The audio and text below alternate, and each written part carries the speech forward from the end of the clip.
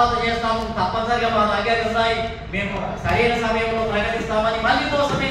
అంటే జనాభా లెక్కలు కూడా దొంగ లెక్కలు, తప్పుల తడక. కాబట్టి దాన్ని బయట పెడితే ఎక్కడ పనులు పోతుందో ఒకదానికొకటి టాలీ కాదు, ఆ దొంగ లెక్కలకు ఒకదానికొకటి టాలీ కాదు. కాబట్టి అది పెట్టడానికే ధైర్యం లేదు ఇప్పుడు. కాబట్టి కాంగ్రెస్ పార్టీ మళ్ళీ ఒక 10% ముస్లిం సమాజాన్ని తీసుకొని వచ్చి దానికి ఒక డ్రామా. ఇంతకుముందు ముస్లింలు అని అంటే నూరు భాష లేకపోతే తూదేకులు అని 1% లోపలనే రిజర్వేషన్లు మా బీసీ సమాజంలో ఉండేది. ఇప్పుడు అకస్మాత్తుగా 10% క్రియేట్ చేసి ఒక డ్రామా కాంగ్రెస్ పార్టీ. అంటే 10% ఉంటారు వెనుకబడ్డ కులాలు బీసీలలో. ఆ ఇదివరకు ఆ 2-3 కులాలు ఉన్న వాళ్ళను రాజశేఖర రెడ్డి ఒక డ్రామా ఆడి 10 కులాలకు పెంచిండు దానికి ముస్లిం కులాలలో. మొత్తం ఏంటి అంటే బీసీ అంటేనే రిజర్వేషన్లు అంటేనే కులం ఆధారంగా. ఒక కులంలో సామాజిక వెనుకబాటుతనం, విద్యా వెనుకబాటుతనం ఉంటేనే ఆ కులానికి రిజర్వేషన్ ఇవ్వాలనేది కాన్సెప్ట్. కాకపోతే నూరు భాష ఈ తూదేకులు అనేది కొంత గ్రామీణ ప్రాంతంలో వెనుకబడి ఉంది అని ఏదో కొంత దాంట్లో చేస్తే మేము కూడా చూసుకున్నట్టుగా ఉన్నాం. కానీ ఇప్పుడు ఏకంగా 10% తీసుకొచ్చి పెడితే అసలు ఇళ్ళ నాయకురాళ్ళు ఎక్కడ పోవాలి, కుమ్మర్లు ఎక్కడ పోవాలి, కమ్మర్లు ఎక్కడ పోవాలి.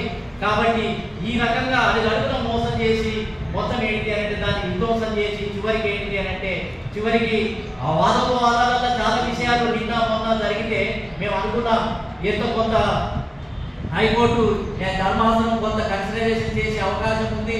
ఎందుకంటే సుప్రీంకోర్టు ఒక తీర్పునే ఇచ్చింది ఏమని 50% దాటుతుందని. కానీ చట్టం రాలేదు, ఆ తీర్పు చట్టంలో చేరలేదు. చట్టంలో చేరినప్పుడు అది ఆదేశం మాత్రమే.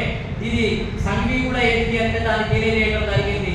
మేము దాని ఆధారంగా అవకాశం ఇస్తారో ఏమోనని మేము అనుకున్నాం, ఎంతో ఎదురు చూడడం జరిగింది. కానీ అంతా విన్నట్టే విన్నారు. ఏం జరిగిందో ఏమో లోపల మళ్ళీ రాత్రికే ఏంటి అని అంటే మళ్ళీ స్టే ఇచ్చే కార్యక్రమం మొదలైంది. కాబట్టి పాతదే దీనిలో తోడింది. కాబట్టి ఇక మేము ఇప్పుడు ఈ వ్యవస్థల మీద వీళ్ళ మీద నమ్మకం పెట్టి 78 సంవత్సరాలుగా తిరుగుతూనే ఉన్నాం, మా వేడుకుంటూనే ఉన్నాం, మోసపోతూనే ఉన్నాం, ఓడిపోతూనే ఉన్నాం. కాబట్టి ఇది ప్రజాక్షేత్రంలోనే నేర్చుకోవాలి.